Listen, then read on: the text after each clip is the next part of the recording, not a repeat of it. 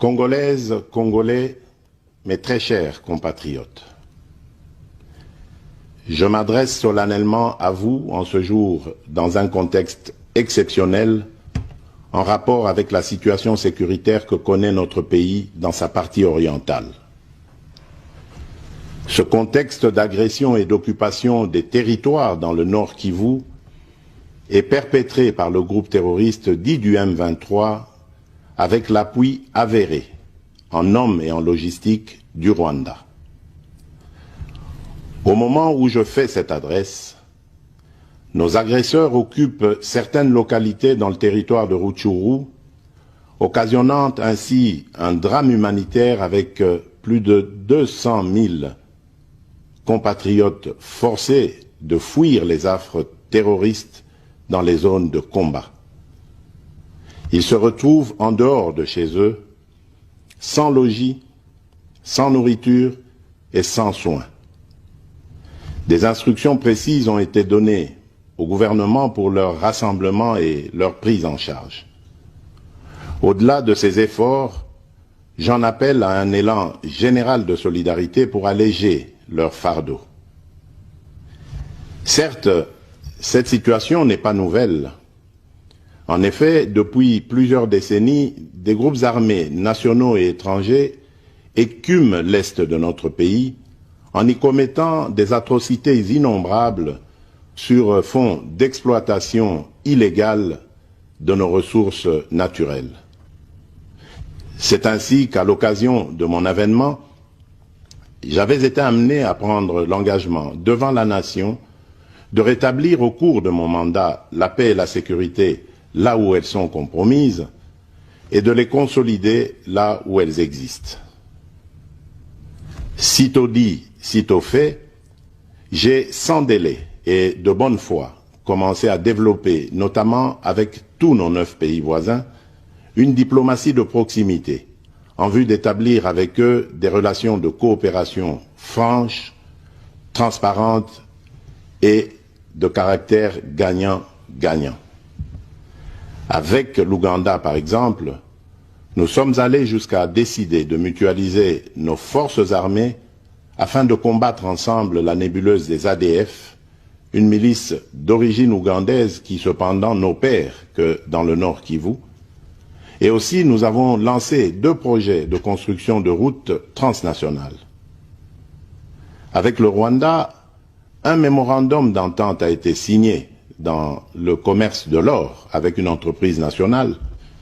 Une ligne aérienne a été ouverte à la compagnie nationale rwandaise dans notre pays et un accord de non-double taxation a été signé.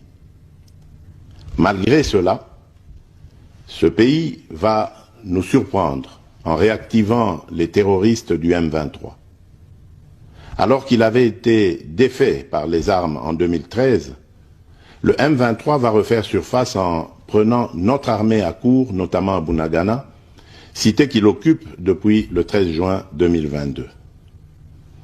En effet, sous la fallacieuse accusation de soutien des FARDC au FDLR, le Rwanda a en réalité des velléités expansionnistes, avec comme intérêt principal l'appropriation de nos minerais, et pour ce faire, il s'active à déstabiliser l'Est du Congo pour créer une zone de non-droit en vue d'assouvir ses appétits criminels.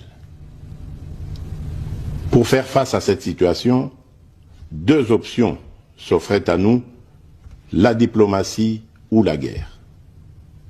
J'ai résolu de privilégier la première option, quitte à en venir à la seconde, faute de résultats. L'option diplomatique a donc été mise en œuvre.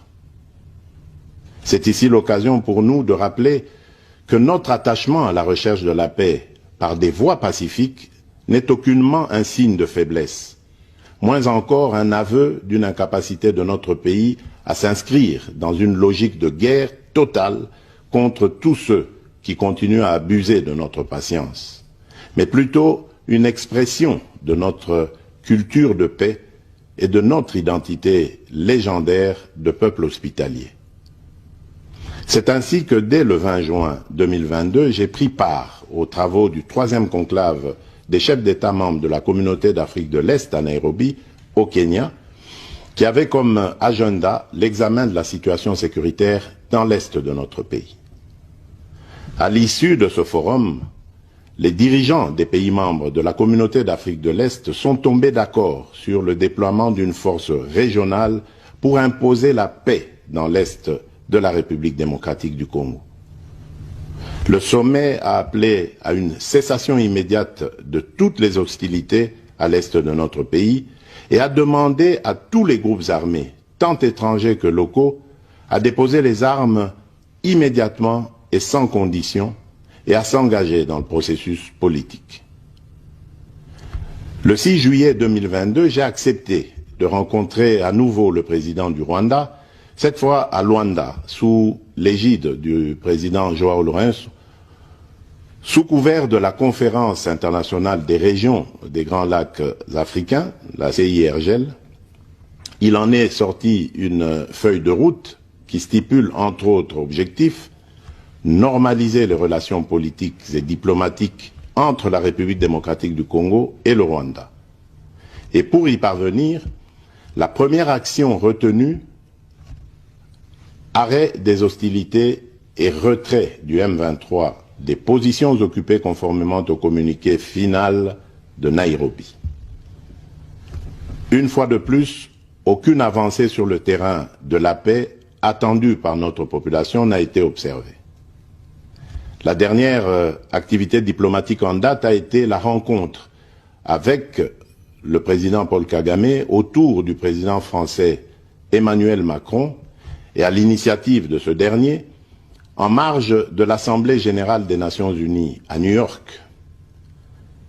Ici également, pour l'essentiel, il a été acté le principe d'un cessez-le-feu immédiat et du retrait inconditionnel du M23 des positions qu'il occupe, toujours sans résultat tangible sur le terrain. Mes chers compatriotes, comme vous pouvez le constater, malgré notre investissement et les efforts fournis dans cette optique, la paix et la sécurité ne sont pas au rendez-vous. Garant de l'indépendance, de l'unité nationale et de l'intégrité territoriale, je réitère mon engagement constitutionnel de défendre la patrie jusqu'au sacrifice suprême. Mes très chers compatriotes, ne doutons jamais qu'ensemble réfléchis et engagés, nous puissions changer le monde. À vous, nos vaillants soldats, vous qui avez pris l'engagement de servir sous le drapeau, je vous invite ici au sens élevé du patriotisme en ce temps particulièrement exceptionnel de notre histoire, de défendre notre pays, de protéger l'intégrité de son territoire et d'assurer la sécurité des Congolaises et des Congolais contre toute agression ou attaque d'où qu'elle vienne. À vous, mes très chers compatriotes, la guerre qui nous est imposée par nos voisins exige de chacun de nous des sacrifices. C'est le moment de taire nos divergences politiques pour défendre tous rassemblés notre mère patrie. Notre histoire et notre marche commune ont sans cesse démontré que, loin de s'effondrer, notre nation et son peuple ont toujours relevé ce genre de défis et nous en sommes toujours sortis victorieux. Restons tous unis et solidaires derrière nos forces de défense et de sécurité.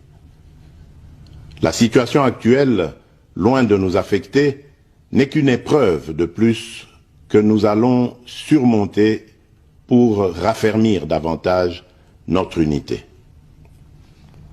Au-delà de tout clivage politique, idéologique, religieux et tribal, la défense de la mère patrie est le seul objectif qui doit nous unir en ce moment.